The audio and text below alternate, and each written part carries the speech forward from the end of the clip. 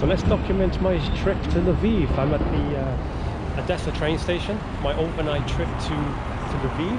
I'm in a two-berth, what do you want to call it? Two-bed cabin, let's say. And let's see if I get anybody else with me. At the moment, it's not.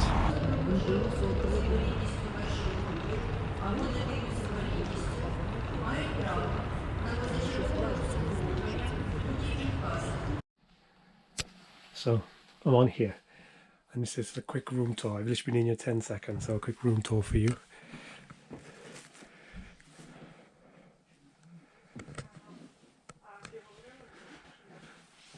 This is my bed. They're giving me towel, water, some soap, sheet,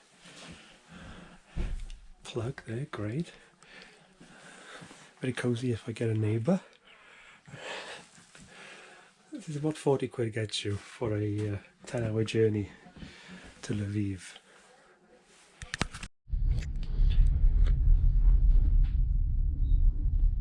So we left on the dot. I'm going to tuck into my pizza now, read my book, see what the night brings. So I've just been given my cup of tea.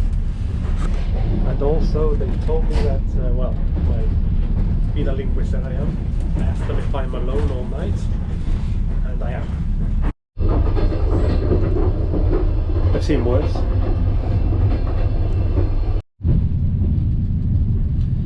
So it's 10:40, I'm feeling a bit sleepy. Here's an example of the t-shirt for the channel, remember? Put the order in for the merch. It's a bit noisy, but I think I'm sleepy enough to drop off soon. Nice comfy pillows. So yeah, that's it. See you tomorrow. Hopefully, I think I should get 30 minutes of daylight to show some of the sights going into Lviv. But yeah, good night from me from somewhere outside of Odessa. Good night.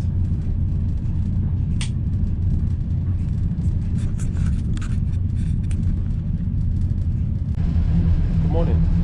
I feel better than I look, but 30 minutes out and the sun is beginning to rise. Not a bad night's sleep really, noisy and a bit uncomfortable, but I was saved by the wonderful pillows. Just had a coffee brought round, and really there's no English on the train, so I'm very happy that my basic Russian helped me to sort out what to do with the sheets and rubbish and things like that.